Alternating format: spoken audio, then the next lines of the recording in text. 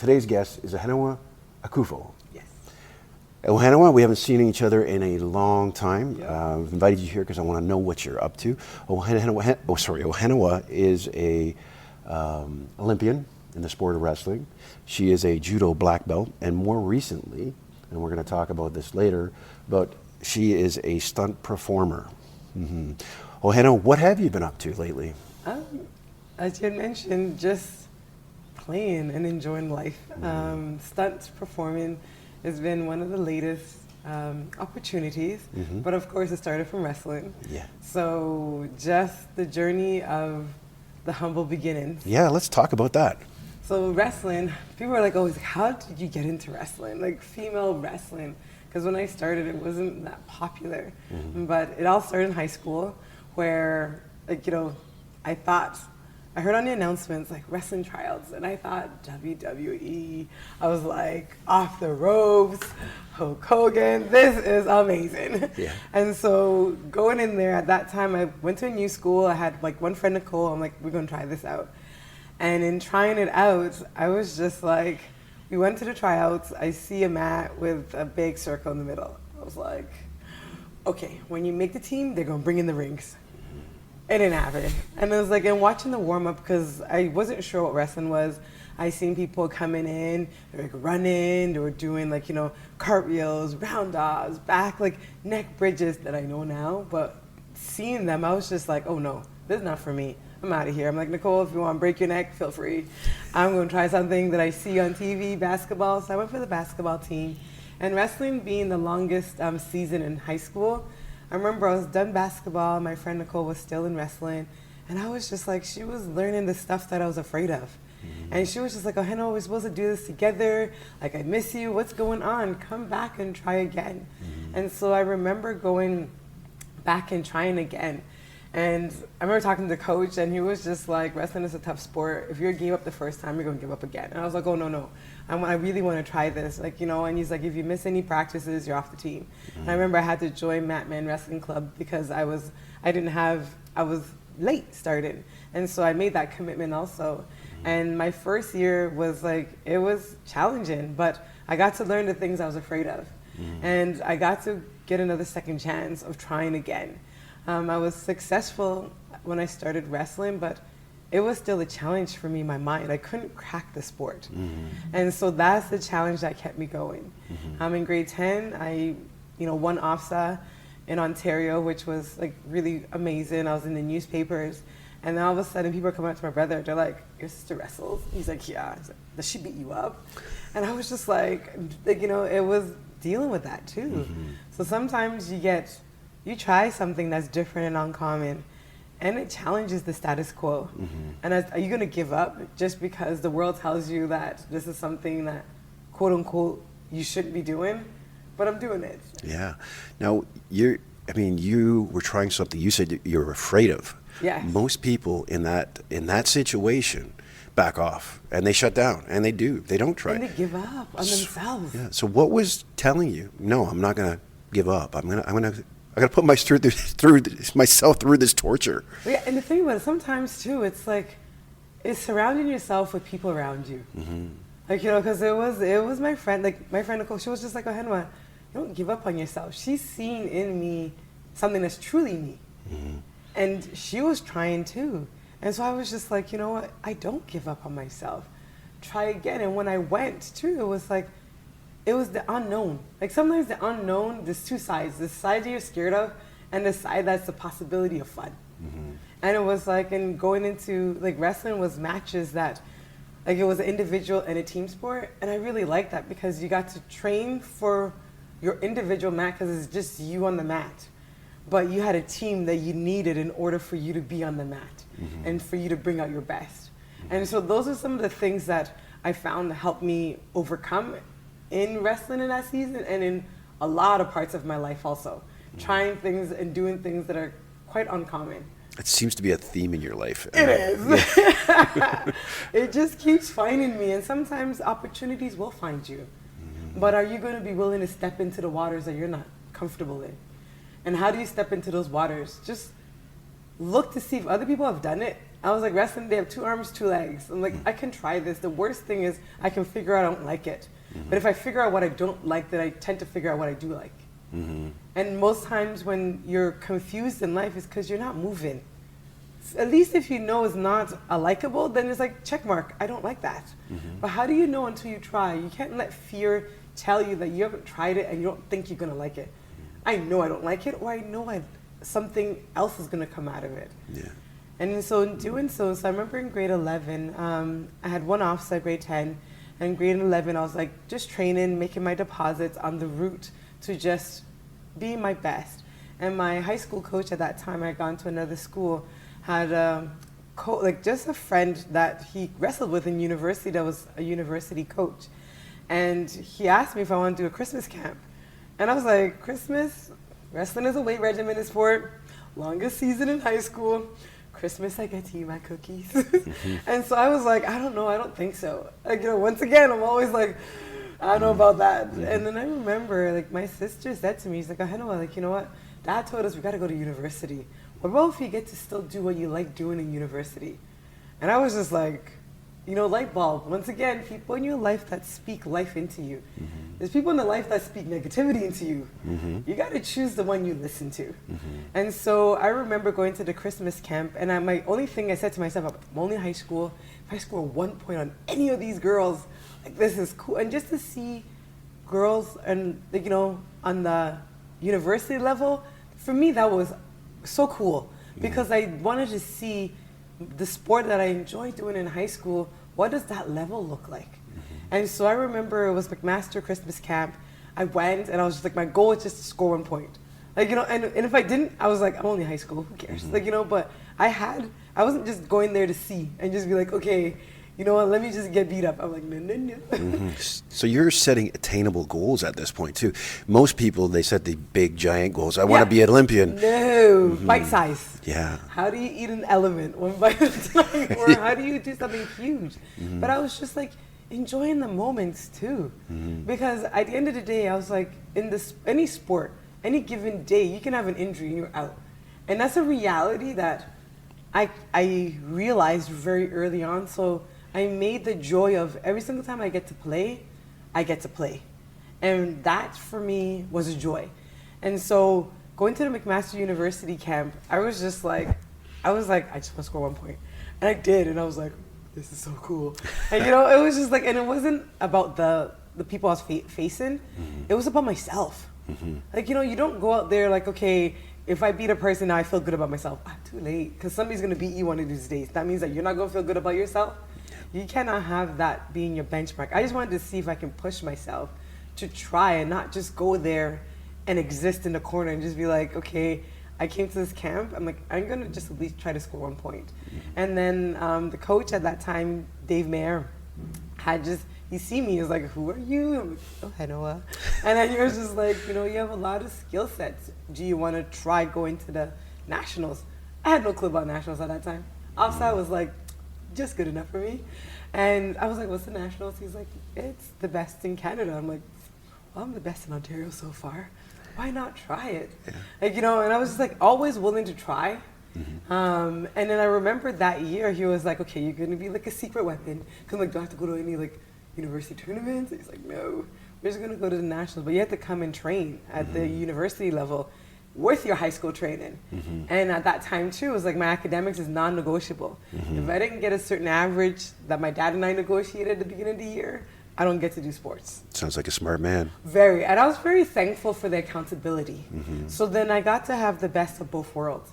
And so imagine just being able to train at the high school level, because I couldn't stop my high school training just because you've had an opportunity. You don't let go of what your foundation is. And then on top of it, I had an amazing high school coach that was willing to drive me to Hamilton to train. And so there's people in your life that are sent to be a gift. And do you honor that? Because it was a possibility, it was an opportunity, but it took more than myself to get there. And in doing so I had university level training, high school training, and my academics, because you're in grade 11. You had to make choices. And as I said, my dad was like, university was my potential. I had the ability to do it. And so I remember going to my first nationals. It was in Saskatchewan. I got to go on the plane, like, because I've flown on the plane before, but not within Canada. I was like in high school, and I was like, it felt like a superhero, because it was like the tournaments are usually on the weekend, and like I had, like, I didn't go to school on Friday because we were traveling in, and like, Saturday the tournament, Sunday you come back, and it's like, it's done. And I remember going in just the gym. It was a university. So that was another thing. I got to see another university that was on the goals that my parents had set for me. And I was just like, it was unreal. It was like, there was like 3, wrestling mats. It was so many people. I was scared. I was like, what did I get myself into? Like, I'm only in high school. What am I doing here? But I said to myself, if I only score 1 point, I just gotta try. What do I have to lose? Nobody knows me here. And so I went to every match, and I was like, my first match, I was like, score 1 point. I scored a point, scored a few more points, I won that match. I'm like, oh my goodness. Like, second match, went back in there, same thing, scored another point, scored a point, and it was like I had only a few moves, but I was just willing to try them. I was just like, so what? Nobody knows me here. I'm in high school. At the end of the weekend, I'm back in high school. You know what? The only thing I can do is try my best. And so each match, second match, I won, and all of a sudden people were like talking, like, who is she? Where did she come from? And because they're seeing you, they didn't know who I was. And they're seeing you doing things that they're just like, you're winning matches. And I just had to stay focused. Like, my teammates were like, Ohenewa, just don't listen to nothing. Just go in there and have fun. And that's what I was doing. And so got me to the semifinals, and I was blown away. Because my only goal was just to score a point. 1 point at a time, and just listen to my coach, because at the end of the day, he's been there before. I haven't, but I'm willing to try. And I was in the semifinals, won the semifinals, and now I'm in the finals. And the finals is a big deal, because what happens at a national level for Canada is, you're in there, you get onto the semifinals, you get a break after. And this is when all the thoughts start coming in your head, because you're like, oh my goodness. And it's like, you're in the finals. And it's like the pressure comes on you. Because I didn't put the pressure on myself before, because I was just one match at a time. But now it's like you're in it. And I remember we sat there and we went to eat, and I started getting just nervous, because all this expectation was on me that I didn't put on myself. But I was like, you're in a position that you can be one of the best in Canada, or you can lose. But I was just like, so I remember coming back into the gym, and by the time we got in, the newspapers, TV, the mayor of the town, there's an audience there now, because everybody wants to watch the final, who's going to be the best in Canada. And so I remember walking in, and I was just like scared. And I was just like, what about if I embarrass myself? Like, it's never the training, it's never the, I'm like, what about if I just fall on my face? But I just went back to him, like, Ohenewa, what do you have to lose? I was like, on the worst day, you get to be second in the country. Like, on the worst day. I was like, that's not that bad. And so I said to myself, I'm like, just try your best. And so I remember going into the match, and my teammates are cheering me on, and it's just one match at a time, 1 point at a time. And it was like, and you hear, anytime I scored a point, my team, they're cheering. And then my opponent, when she scored a point, people were cheering too. And it was just it was so much fun. And before that, I remember we walked in the Canadian anthem, you shook, your opponent's hands, it was real. And then I was every point, I scored a point, she scored a point, until the very end, and I won it.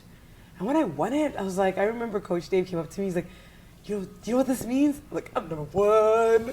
He's like, yes, you're number 1, but you get to go to the World Championships. I was like, what? And he was like, the World Championships are in Clermont, France. I was like, what?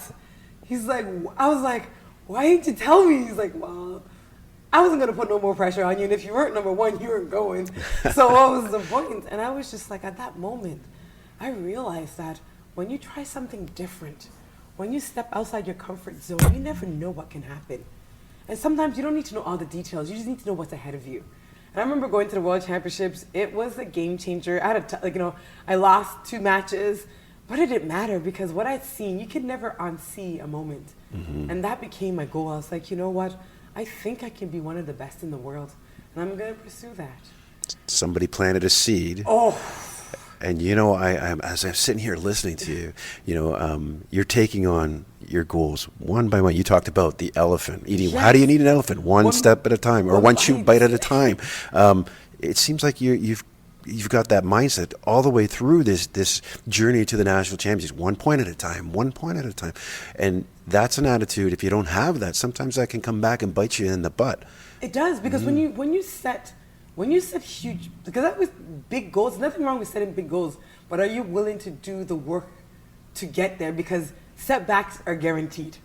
Like from the years of what I've been able to walk through, I can let you know, living just uncommon dreams, setbacks are guaranteed, because what the setback, for me, my vision, what it does to you is it tells you, are you willing to do it regardless? Like, are you willing to, do you really want it? Because when you set the goal, the glamour looks nice. Like, okay, can I be one of the best in the world? Like, it's just like, oh, sure, but when the setback comes, do you really want to be one of the best in the world? Because if you're not willing to take the worst day, you're not willing to get the best day. And when you're willing to take the worst day, the best day is yet to come. Yeah. And most people fall on the worst day, not knowing that that's what builds you for the best day. That's the sustainability. Like, because being a winner is a one time. Being a champion is continuously being able to do it. And so those are some of the life lessons, as you said. And from that journey, I remember from my first world championships to actually come in second in the world, or third in the world, it was like a decade. But you had built a solid foundation from just that year, that winning the national championship. You had this training mindset that it actually had, it had taken you, giving you that roadmap already, and then you're right there at the world championships, second place, third place. Yeah. But between that, there's a few times I wanted to quit. Let's just be real. Like, okay, let's talk about those. Like, I was even like, there was a few moments. I wasn't even, like, I remember just academically, I had problems in university just because I came in a national champion. Oh, the gift comes with responsibility. Like, Spider-Man would say, with great power comes great responsibility. Yeah. But great achievement comes with great responsibility. So when I was in high school, I was scouted by a lot of different universities, which was wonderful because it was an opportunity. And I remember at one point my dad was like, so are you going to stop your sport because you got to focus on your school? And I was like, I was like, I want to have the best of both worlds. And that was a conversation because my dad and I had agreed after high school is done, we put down the sports, we focus on the career, whatever we want to decide to do, and get your life going. So I was like, Dad, there's a little change of plans because I tasted something that I don't want to leave behind. And how did he respond? He was not happy with that, just because at the end of the day, there was opportunities where sometimes as a young person in your teens, going either on a scholarship or an opportunity, you can get hurt and sent back home. Where do you go? Your parents are the one that takes the butt of it. My worst days, my parents are dealing with. My injuries, my parents are dealing with. So people don't realize the weight that comes with having a high performance in your family. Because I remember, as I said, my trade-off with my dad was if I got my grades to where it was supposed to be, I got to do sports. On top of it, he drove me to everything. I seen days my dad was exhausted. I'm like, Dad, you promised. You told me you got to take me practice. And as a young person, you don't realize how much sacrifice your parents make. All. Bought my equipment, made sure I was fed for the high performance lifestyle I lived. And never complained. As long as I held my end of the agreement. As I said, I remember days my dad would be exhausted from working. I had training at tournaments, that's on him. I was like, Daddy, you promised. Daddy, you got to do what you're supposed to, And then my dad was a man of his word. And I knew that. On the other side, he's a man of his word. So I remember I said to Dad, I'm like, I think I want to try this. And he was like, you know what? What about if something happens to you and you get sent back and you get crushed? Because when I came back from Worlds the first year, it was a tough year for me too. It was seeing something, but not realizing that there was a different world that I didn't know how to get to. And so I remember this, I came back and I was like, I was not happy. And my family had to deal with that. And so he seen that. And he was like, what about if it doesn't happen? If you get broken, sometimes you're not able to get through it. And when that happens, it's your family and your close ones that deal with you. And so we had that conversation, and I was like, Dad, but the thing about it is, my dad is strong-willed. Guess what? He gave me that gift. And so I was like, Dad, I think I want to do this. He's like, well, if you do, then you got to figure it out. Because if your academics is in trouble, it's not happening. My academics was in trouble my first year because it was just all the tournaments and just managing, just being a first-year university student by itself, it's work. Sorry, and which university did you choose? So I started off at McMaster University because when it's not broken, I don't fix it. And so Coach Dave seen something in me that I didn't see myself. And it was one of the choices I decided to make, to stick with the same coach. And he had said to me, he said to me, if there was other schools that had better financial opportunities, like feel free to go because I know what your goals are. And that for me, when a coach is willing to let you go, your best interest is what's in their heart, not their best interest. Because as I said, I was a national champ, and he just said, whatever you need to do for your life, you make that decision. So that's where I initially started. And I ended off at York University, graduating with a business and an honors in marketing. But with that said, certain things, as I said, people in your corner that are willing to see your best interest. For me to get my education paid for, I had to win the nationals and be top half in the world every year. And I was willing to go that route just because I knew my team around me believed in me when I didn't have anything. So just to interrupt you here. Yes. York University didn't have a team at that time. Oh yeah, I won the university world games for York University without a wrestling team. But I was always willing to do what my I wanted the best of both worlds. I wanted to train at where it was the best for my wrestling. I wanted to go to school where it was the best for me. And so being able to sacrifice and work hard was never a problem in my world because I knew what I wanted. I wanted to make sure that I got to play. And with it, I wanted to make sure I got an education too because I was able to. And I want my school paid for because I didn't want to have student loans. Like there's certain things that were my goals, but if you want to have things that are uncommon, you got to do uncommon things. If you want to do the same things, your good definition of insanity is doing the same thing, expecting a different result. I'm not crazy. So I was like, if I'm going to do uncommon things, I got to do different routes. And are you willing to walk the path that has not been charted?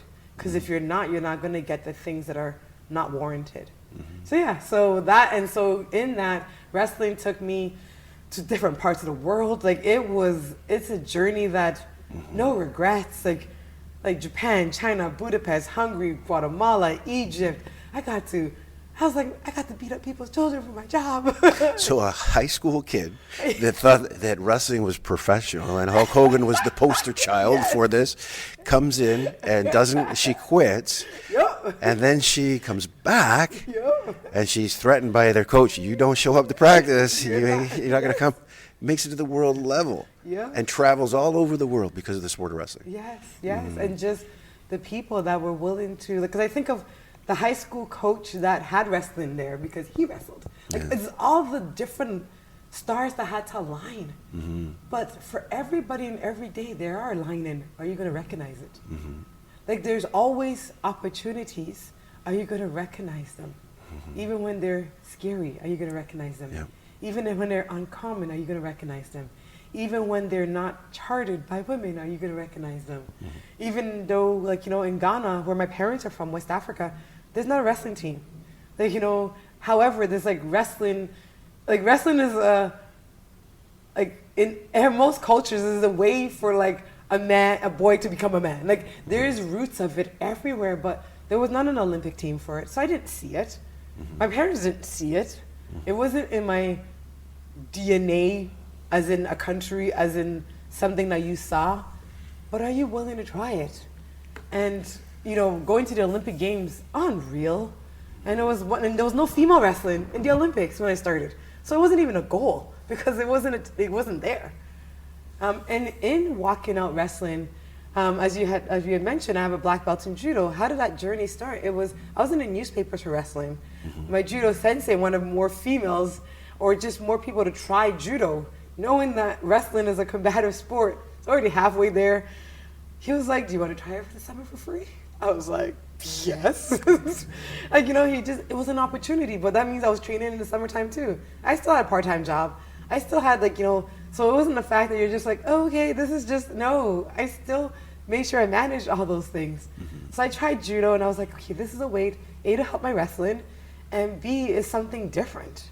And that, like, I remember, so I started in grade 9, the same time I started wrestling, same season. I made the junior national team for wrestling, judo, and the senior national team for wrestling the same year. And I had to choose between the two sports. Judo was an Olympic sport, wrestling wasn't. However, I always trust my gut instincts. And wrestling was my gut instinct at that season. And so after I made the senior national team, I stopped judo because they complemented each other, but they didn't help each other either, because judo, if you ever know the sport, you get to go on your back for judo. You don't get to go on your back for wrestling. There were certain rules that were in conflict with each other, and I was like, if I was going to be the best at one, I had to let one go for a season. But I told my sensei at 17, I was like, I'll come back and get my black belt. And I just said it. I didn't know where the journey of wrestling was going to lead me. Wrestling is a tough sport on your body. So is judo. I didn't even know if I was going to come out not crippled in the sport, because it's a reality. But after going, you know, coming third in the world, coming second in the world, going to the Olympic Games, when I was transitioning out of wrestling, one of the words of wisdom I got from other Olympians was, you gotta have another sport. Like, when I go on the wrestling mat, I don't get to have recreational wrestling. Everybody's like, I want to score a point on the Olympian. Like, you know, like it's like, and you go and serve my sport, but it's a different place. And so after in transitioning and retiring, which is one of the hardest things I had to ever do, because you retire, and I did the sport of wrestling for many years. Like, I started at 14 and retired when I was 35. My age is Googleable. I'm Googleable, so I get over myself on that. But I got wrestling. Canadian wrestlers are some of the oldest in the sport internationally. We did a lot in the sport. Even Tanya Verbeek, Carol, like, just legends in the sport. Being able to compete on the same time frame as them. We were older, retiring, and so spending like decades of my life in one place, and every year having goals and achieving them. What do you do with yourself? And that was one of the wisdoms, was key to wisdom, is find something else that you can have that creative fight, like building yourself. But it was humbling going back to a sport that I was proficient at and not proficient at, and being in a sport that you have just left the top of.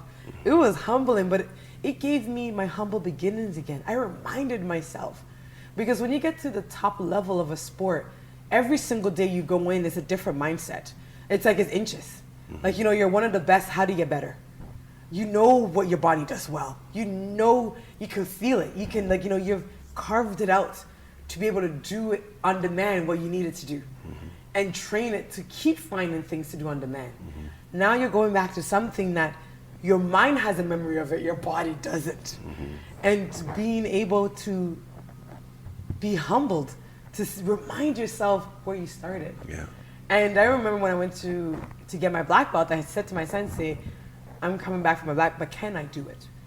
And I remember I spent 1 year doing a leg sweep. That's like one of the toughest things in judo. I was like, in my mind, I was like, if I can't get myself to learn that, because everybody was like, oh, there's easier stuff that can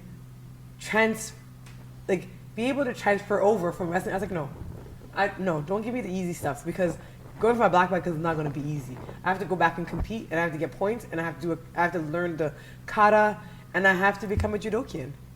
Like, I'm not going to be a wrestler that's a judokian, because wrestling, you're bent over, judo, you're upright. Your body tells you if you're one or the other. And so I remember just humbly, just every day, just going after one thing, back to the same thing. I was like, one thing at a time. And 5 years later, I was able to compete I was a master's, but I went to compete at a senior level because I had to get points. I competed against young ladies that were like 10 years younger than me. But I said to myself, like, I know myself. I was like, there's things about myself. I know my tough days. I said to myself, I'm like, I know how to go grind through a match and be able to keep going. And so it was an interesting transition. And in it too, I had my own business where I was doing motivational speaking because empowering the next generation and being able to hope to share my story and the tough days and the best days and hoping somebody else you don't have to become a wrestler, you don't have to become a judokian. Find your path. Because when you're the best you're a better human being for the world. Mm-hmm. If you're the best server, when I go to a restaurant, I have joy.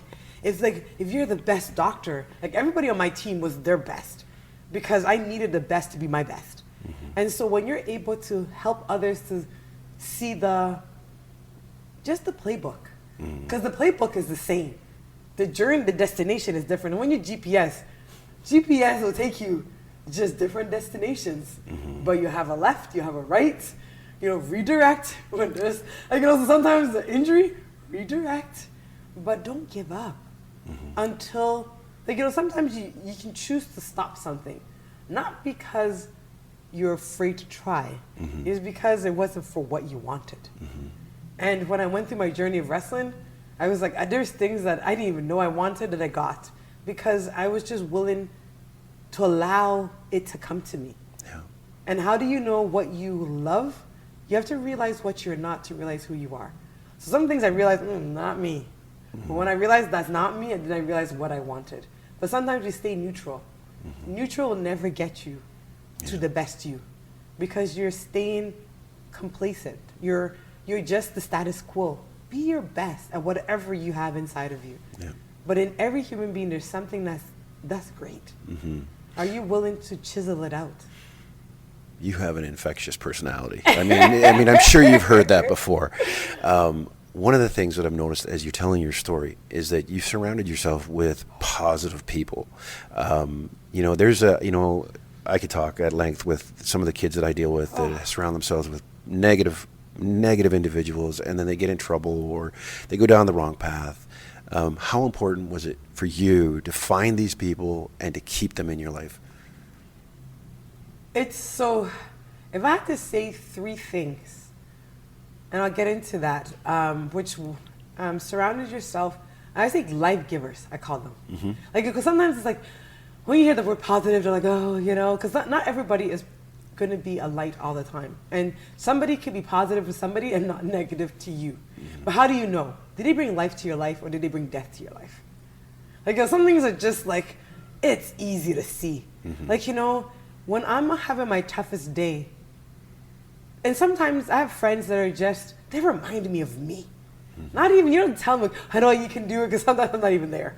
They're just I know you just don't give up. Mm-hmm. This is just not you. Mm-hmm. And it's you get to, when I have tough days, because I've lost some Olympic trials, mm-hmm. Big ones, the first Olympic trials, and you know what, it's your moments. Mm-hmm. And I was and I get to have grieving moments, I'm just okay, you get 1 month to sulk. I get to sulk it out. Mm-hmm. But, and I tell my friends, I'm sulking it out, they're okay. But after how long? They hold me accountable, what did you say? Or after that time is done, they're Ohenewa, sulking season is done. Let's see the best in you. Mm-hmm. And then there was friends that, that brought the worst out of me. Mm-hmm. Where it's when I'm having a tough day, it's Ohenewa, it's this is, you've done enough. You're good. And I was but, I'm just that's not what I've always said about myself, And so, so when they bring the worst out of me, it's an indicator that, it's just I always do word pictures in my life. It's just like milk. Mm-hmm. If you put it in the fridge past the expiry date, it will stink up your whole entire fridge. So some friends, I expire. They have done their time. I thank them and I appreciate them for their friendship. But sometimes they have expired out of my life. Mm-hmm. Can you see when something has expired out of your life? Because if you don't, the same thing that was good for you last season, it may not be good for you the next season. And so I always do my friend checks. Mm-hmm. Where you go through your friendships, am I serving them also? Because it's a two-way street. Am I the best for my friend? do I see the best in them? Because it's like, it takes you to be a good friend to get good friends too. If you decide you're always going to be negative to yourself, whatever you do to you is something you do to other people. So sometimes it's like, check yourself in the sense of, are you encouraging to yourself? Are you kind to yourself? Like your self-talk in your head, would you do that to a friend? Because you are your own best friend first. So if you won't do the self-talk that you do to yourself to your friend, can you stop doing it to yourself? Because sometimes you surround yourself with negative people because that's where you are at. Like, and if you're not good to you, then you're not going to be good to your friends. But there's always somebody that's willing to be kind to you even in your negative state. And those are the ones you hold on to first. And then you're like, okay, what about them? Do they see that I don't see myself? And then you start believing what they believe until you believe it yourself. But to have yourself, so the first thing is, do they see the best in me? Because if they're seeing the worst in me, then, I don't really want them around me. And I'm going to find the one or two people that see the best in me. And I'm going to be the same way they are to me to them.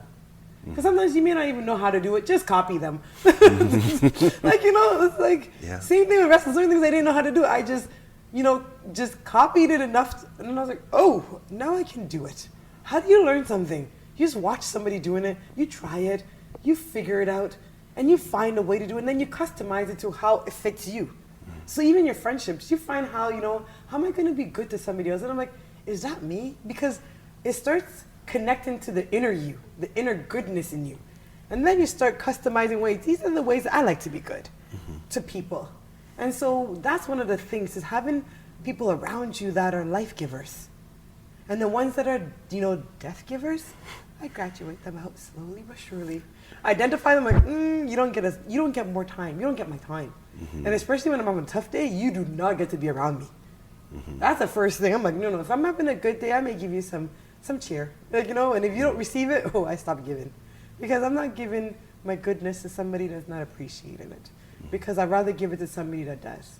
Because some people have tough days, but when you give them goodness, they receive it. And so those are the people that give my goodness. The three things that I was saying, that if you listen to this and you want to take just three things, and just take the one out of them that is in your life right now. Because if you can take one thing and actualize it, it's greater than having 10 things in your head that you don't do nothing with. And it goes back to the one step at a time.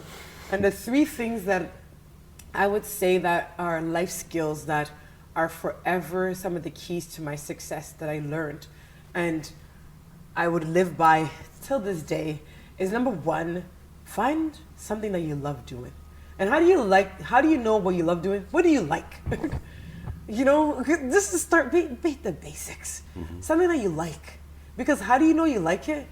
When you do it, it brings you joy, but it brings you a challenge too. Because everybody says the joy part is part one. But it addresses some of your fears too. Something that you're like, I don't know if I can do that or not. That's how you know, because when you overcome it, it builds a part of you that wasn't there before. And so that's the challenging part. And then when you live the joy, it brings a greater joy in you that you didn't have either. So how do you find that?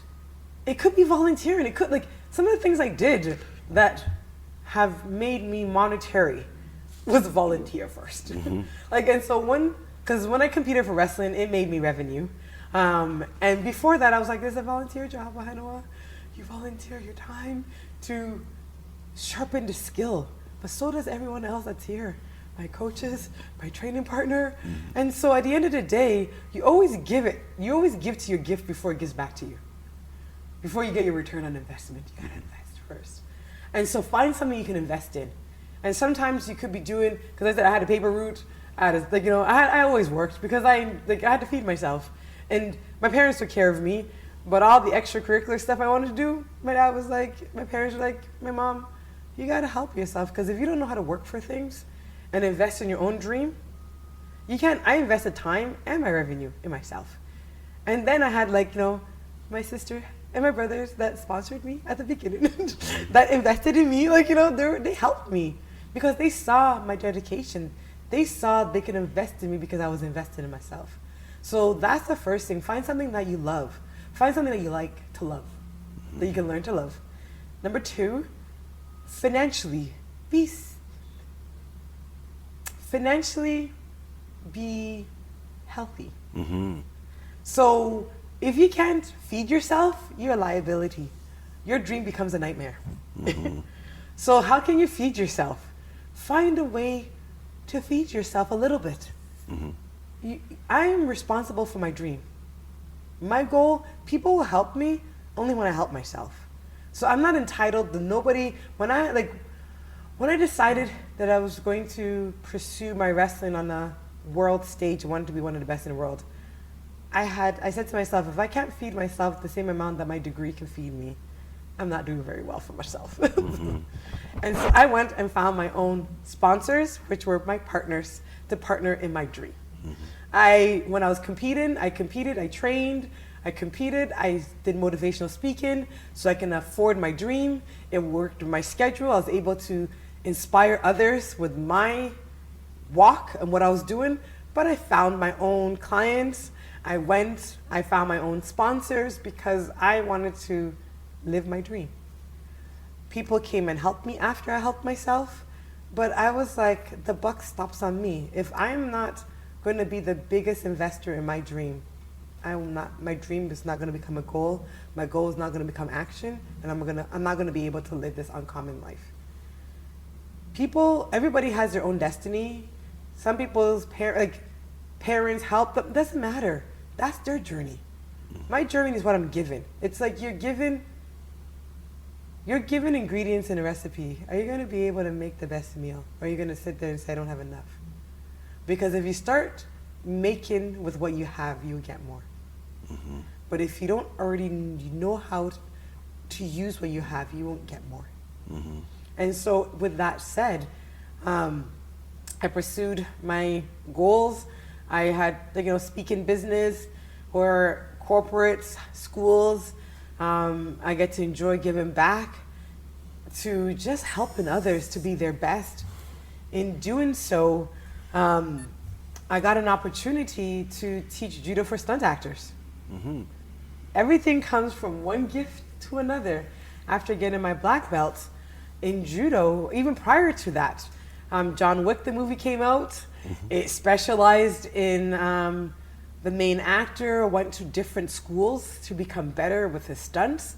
And so the stunt industry wanted specialized people. I had judo and wrestling.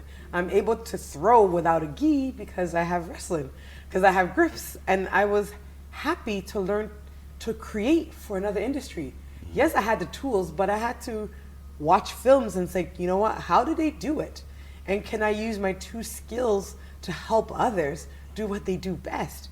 So I did that while I was retiring, while I was, working and doing my speaking. I got to still use my skill set. So for me, 80% of my revenue came from in my speaking, and 20% I wanted to be able to still use the skills I had to keep them alive. And in doing so, I got to serve a different community.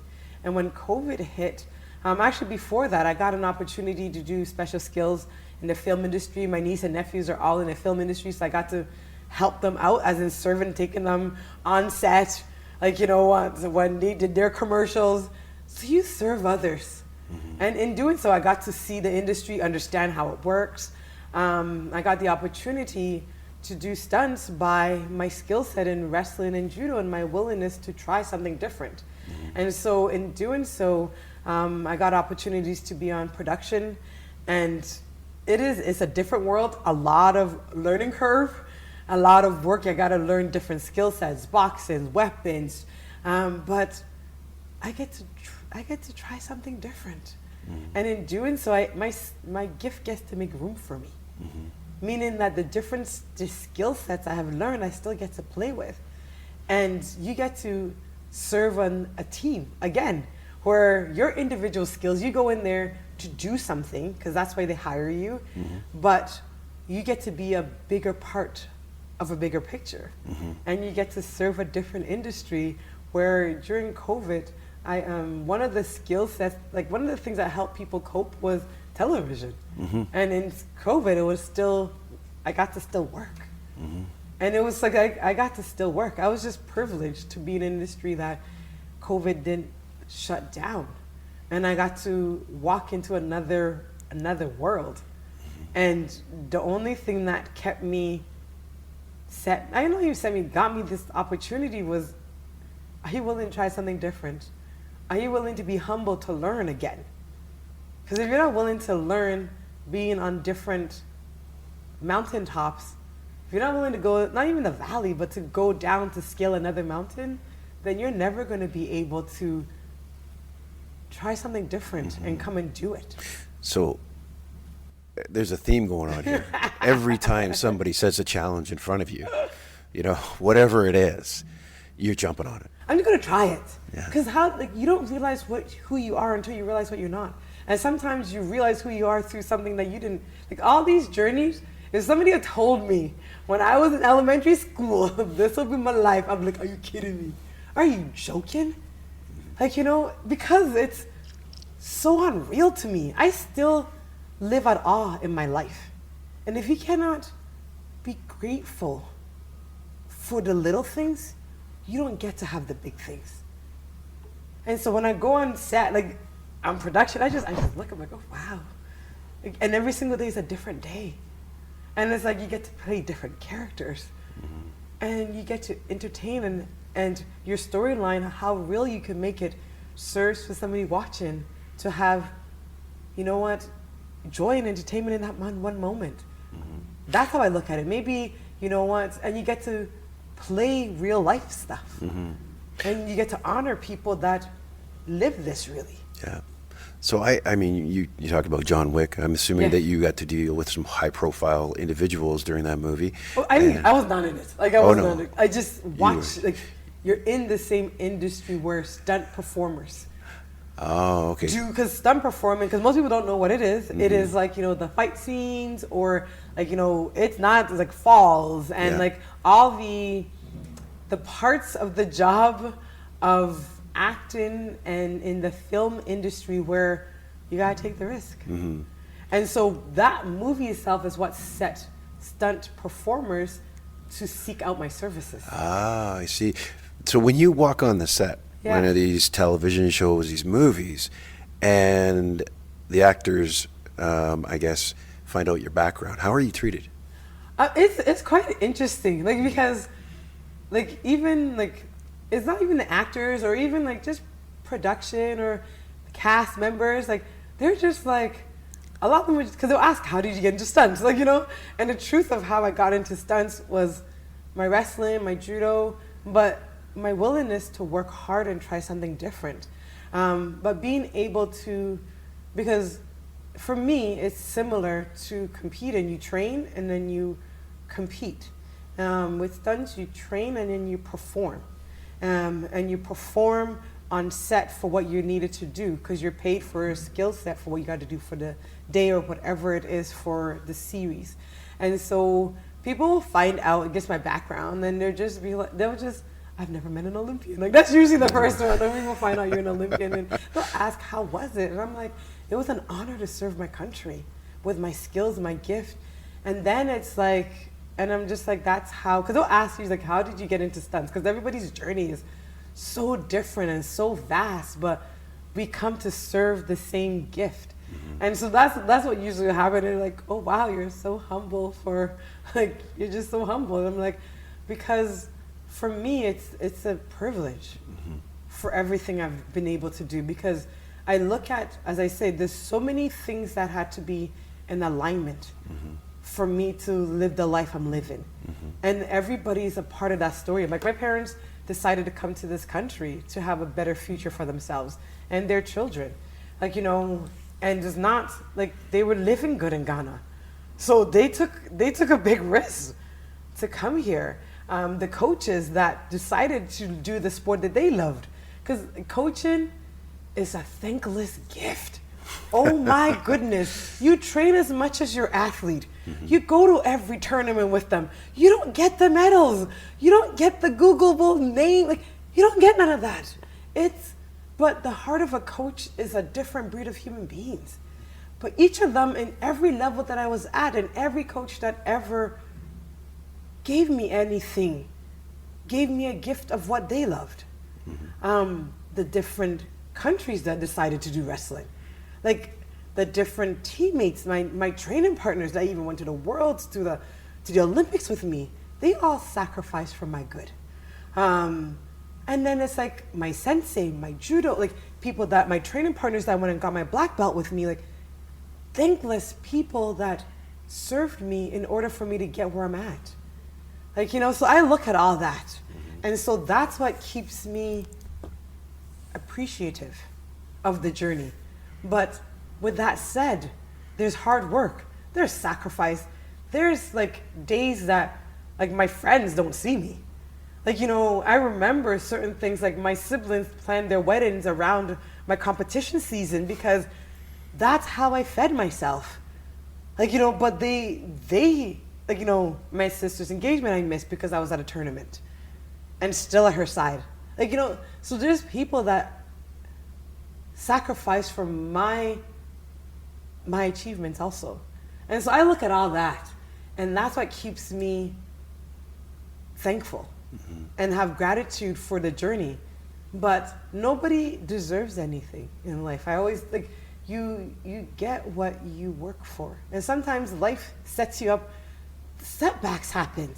You may not grow up in the best situation, but what are you gonna do with what you have? Because if you go down the path where you're a menace to society, or you're not bringing your best to society or yourself or your family, it hurts you still. For a season, there may be something in it that you gain, but for the long term, there's something in it that you lose. And so at the end of the day, it's not easy. Nothing in life is easy that's worth having. But are you gonna try it? Are you gonna set your course doing something that the people around you, your community, like, that you just don't do every day? And when you try those things, you get the uncommon. And when you do, it's pretty cool. Yeah. It's like, it's amazing. Yeah. You know, I'm hearing you talk, and, you know, especially, you know, when people face adversity, when people are challenged, you know, a lot of people just shut down, and they don't want to go and put the effort in, you know. And it's sometimes not even effort, because you give up on the best you. Because I can tell you, like, the 2008 Olympics, the Olympics that I speak about going, I remember, like, so 2000, because in order to have Olympic cycle, people don't know our sport. It's not the easiest thing. First of all, you had to be one of the best in Canada. So you had to be in top half in the world, one of the best in the world to even make the Olympic team. And then you go to the Olympics, and there's only a few. Like, I think, like, the draw could be like 16 or like, you know, depending on the year and the different rules. There's only 16 people or like 32 people, like, in the world. One per country. You don't get multiples. No. One per country get to represent. And so I remember the first Olympics for female wrestling was in Athens, 2004. I lost to Christine Nordhagen, like, you know, world champion, many-time world champion at the Olympic trials. And just winning that nationals that year, it was tough. You have to wait another 4 years. You don't know in 4 years if you get injured, if you're going to be retired. You don't know. You just hope every day that I keep coming in. Something that could be out of, people don't realize, as a high-performance athlete, I can get in a car accident, nothing to do with me, and I can never wrestle again. Because the how well you got to know your body. Something can happen, and it could be the end of your career.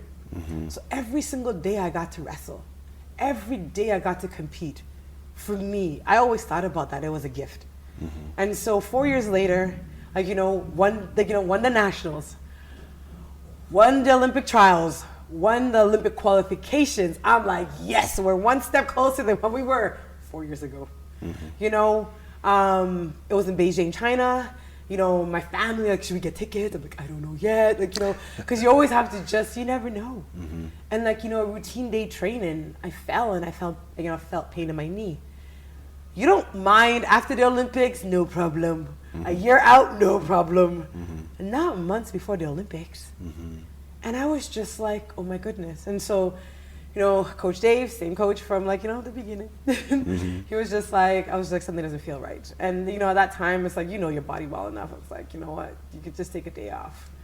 But then as you take time off and everything is in your mind, you're just thinking, oh my goodness, what does this mean? And you can't go into a negative place because you just can't. If you do, it doesn't help you. It's not going to help you. So once again, your team. So I was like, my sports doctor. I was like, okay, called him right away. I'm like, there's something wrong. I need to see you. And he was like, okay. So I got in right away. That's another thing. Your team around you, people gotta be as good. They gotta love what they do as much as you do. They can't be having bad days, because when you're having bad days, you need everybody to be in their best. So we did ultrasound to start with, and then he was like, you have a torn ligament in your knee. And it was like, knees, sport of wrestling, lateral movements, people attack your legs. Like, you know, and it's like, it could have been something from the past. It could, like, you know, but it's something that needs to be addressed. And then I was like, okay, he's like, we have to do an MRI just to double check. And he's like, to see the severity of it, if you're going to be able to go to the Olympics or not, or even wrestle, is the truth. Like, you know, with any injury, the gift would have been, okay, can I go to the Olympics? The bigger thing was, can I even wrestle again?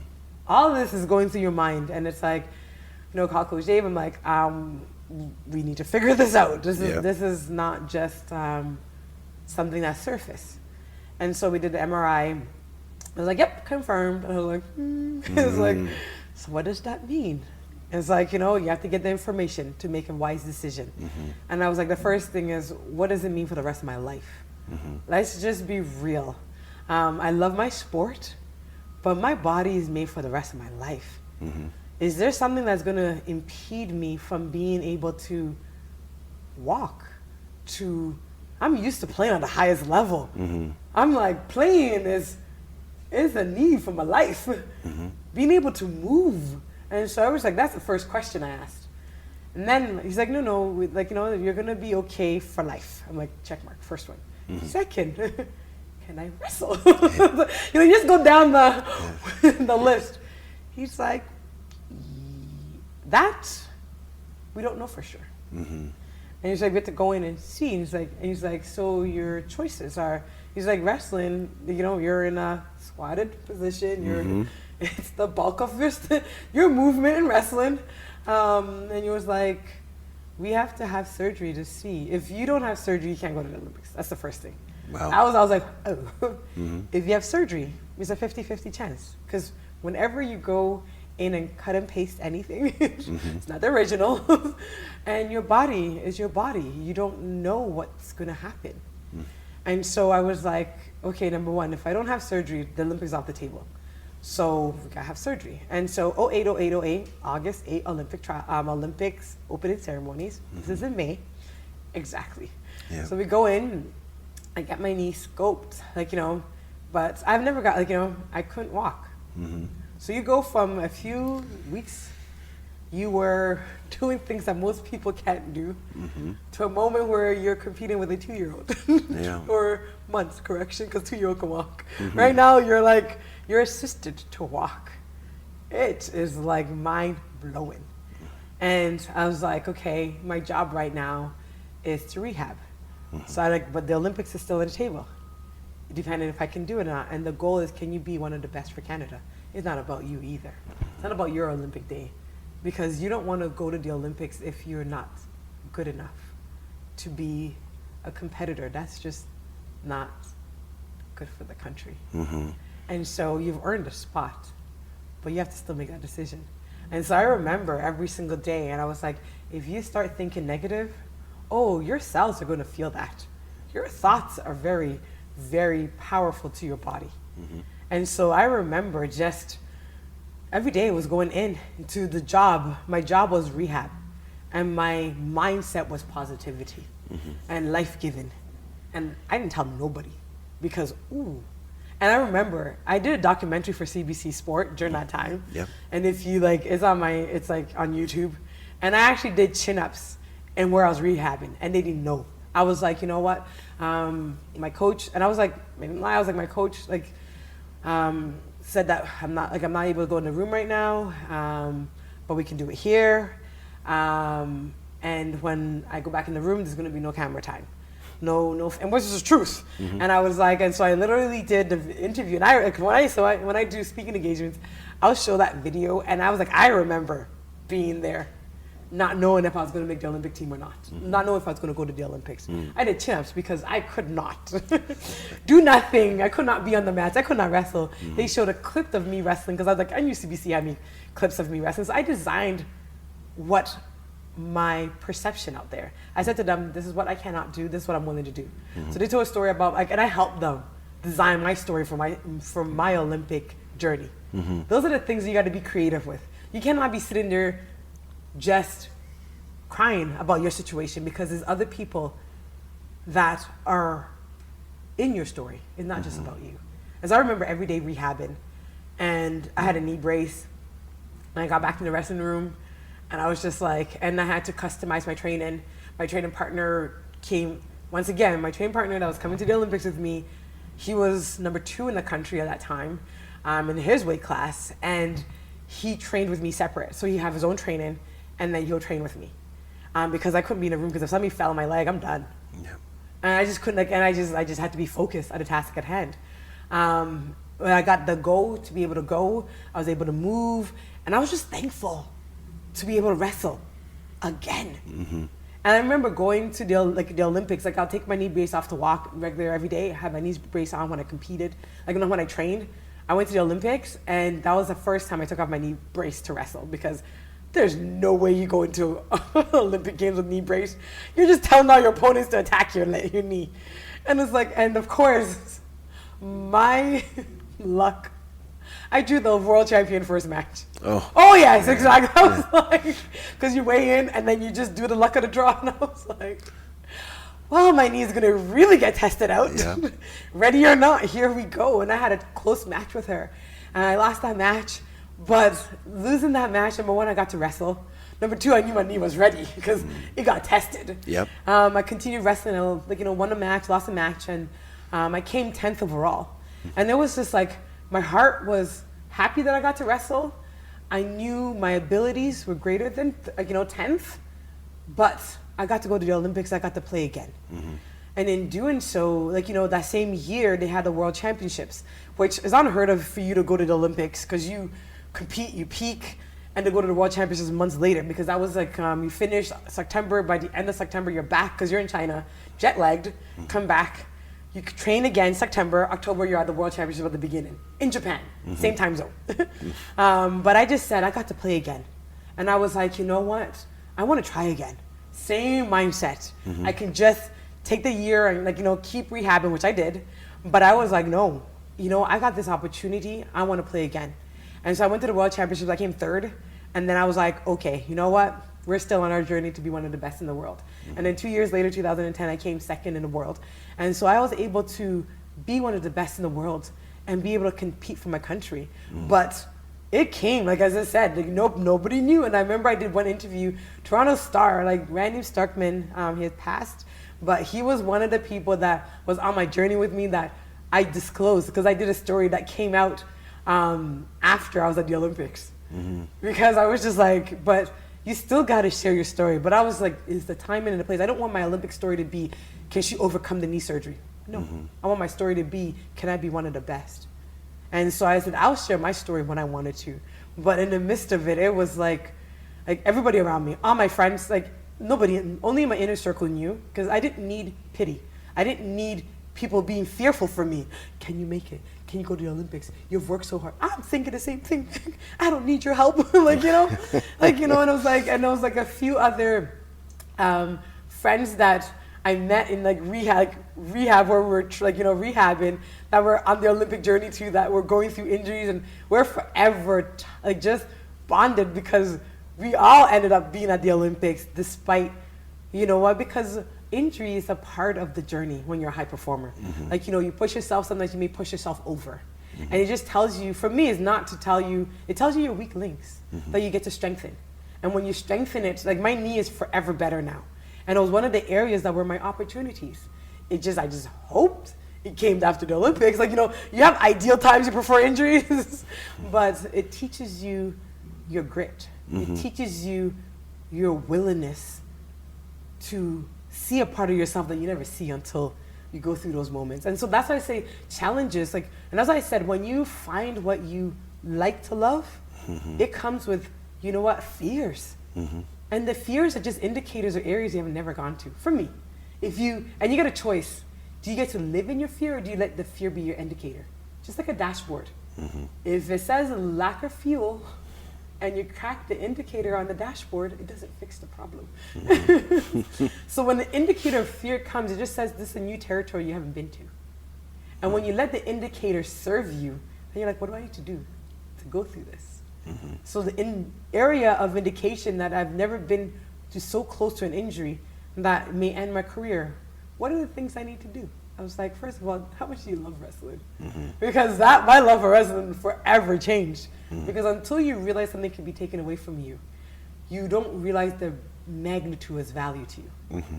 And every single day, like as I said with the car accident, I even took it like, you may not be able to wrestle again. Leave everything on the mat. And then in doing so, after healing my knee, I was able to still compete in judo and get my black belt.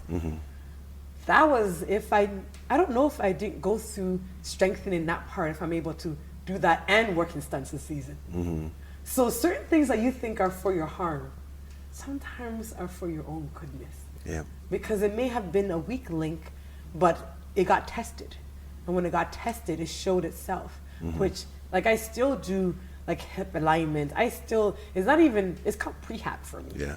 Like, it's not even an injury, it's an opportunity to know these are my areas that I keep strengthening all the time. Yeah. Because it allows me to keep playing for life. Yeah. You know what? I love talking to people like yourself because, you know, you learn a lot about the athlete's mindset. You know, my father was in almost the same predicament as you. You know, being at Oklahoma State when he had a scholarship, he blows his knee, but he doesn't stop. I don't know his mindset because he never discussed it with me, right? And then his grades, same predicament that you're in. He's kind of failing. He again, you know, he's got a love for the sport like you did, and the exact same thing, and he's able to kind of triumph over these things. So talking to people like yourself gets me to better understand, one, my dad's journey, or other people's journey as we get through it. I think something like this is going to be helpful to other athletes, you know, when they're going through these sort of things, when they're ready to quit. I think with wrestling, there's always an opportunity. Yeah, quitting, the opportunities to quit will be there. It's about, again, what you choose to take, what path you decide to take. You know, I can remember, I think, you know, wrestling, you know, teaches us not to quit because you're in a daily grind. You're in there, you're battling it out. There's so many times when you're in the wrestling room when you can say, screw this. It hurts. That hurts. I'm getting beat up. My eyebrows, like, And then, and then it transfers over to your life. You know, I don't know if you know this about me, but a year ago I was in a car accident, and it was you know, on the job, and I was struck by a car, and I walked out of it, but 2 days later I woke up and I was diagnosed with a concussion. That concussion did not leave me for a year, and I was going through, you know, things like you know, irritability, sensitivity to light. You know, things that I would never have expected when it come to an injury like this. I mean, I had been concussed prior, you know, playing football in high school and, you know, and wrestling in high school and different things. But it changes you as a person. Yeah. And do you get to stay with that, not even that part, that you, or do you remind yourself? Because the irritability, like all of a sudden, your character is not, you're hard to irritate. It's like, and to have something that has happened to your brain to cause you to be in that position that is out of your norm. Yeah. And it's like, are you going to come back stronger to appreciate, you know what, my easygoing nature? Because there's certain things about your character, knowing you for years, where at the end of the day, most people will not know your field of work when they meet you on the outside. Yeah. Like, and it's not a stereotype, it's just your demeanor is so easygoing and so cheerful all the time. Like, you know, so to be irritable on a dime, knowing what that means. And as we say this, it's like, for myself, I always look at the blueprint in this, the sport or the thing that you decide to use as your destination is only the guide to show you your journey. And so for others, it could be music, it could be dance, it could be just science, math. It could be, like, I see like people in different fields that like to love what they do, it's beautiful to see. Like, you know, because I say everybody, like my sports doctor, nutritionist, strength trainer, massage, osteo, fascial stretching, anybody that is associated with me to help me do what I do best, there's a common denominator. If you don't love what you do, you're not in my team. But to see, like, you know, sometimes I'll even go to grocery store and see some, like a cashier, just do what they do best. Like, you know, a waiter, like it is, for me, it's a joy. So there's a common denominator in that. And the thing is, they go the extra distance. They go above and beyond what they do. Like, they actually know more than they need to know. Because they actually spend time, they just don't do the minimum. And and I believe everyone has it in them. It's just going there. And sometimes quitting is the threshold that gets you to that point. Because it's that line, when you cross it, as in, I knew I wanted to, I felt I had every logical reason to. Because the logic is never, every logical reason to quit. But I was like, let me just try one more time. Yeah. That part of you that you gain out of that is that part of you that you give back to humanity. Because when you love what you do, it oozes through you. And I say, your journey does not have to be wrestling. It doesn't have to be judo. It doesn't have to be stunts. But the common denominator is, are you willing to go there with yourself? Because it's a gift to you that you give to yourself that the world gets.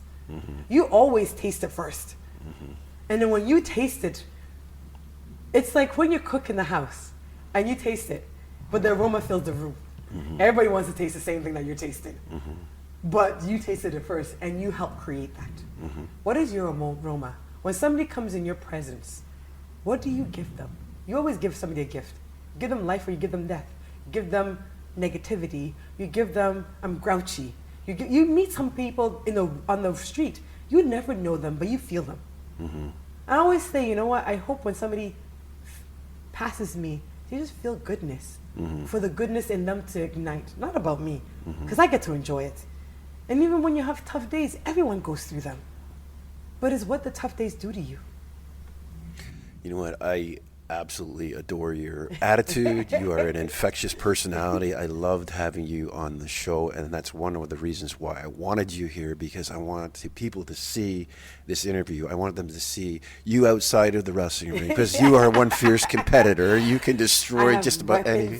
Mass destruction. That's exactly it. So, you know, I want people to see it. I want to see that, you know, who you are, who you become, and how infectious you can be, because it's such an important lesson in life for people that are stuck in a rut. You know, we talked about getting out of that rut. You're giving a blueprint to these individuals. So I want to thank you first for coming on the show and telling your story, but also sharing your insight into the mindset.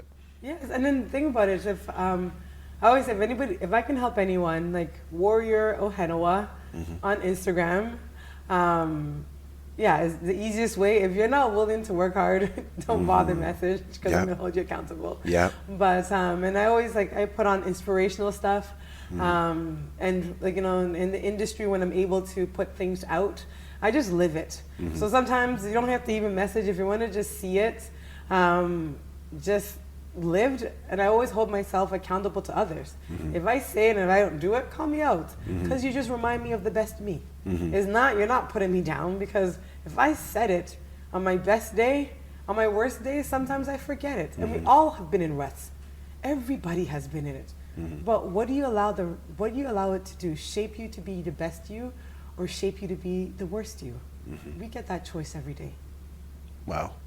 Well, we'll end it on that note, because you know what? That's an important lesson. Thank you again. Thank you for having me. No worries. That was awesome.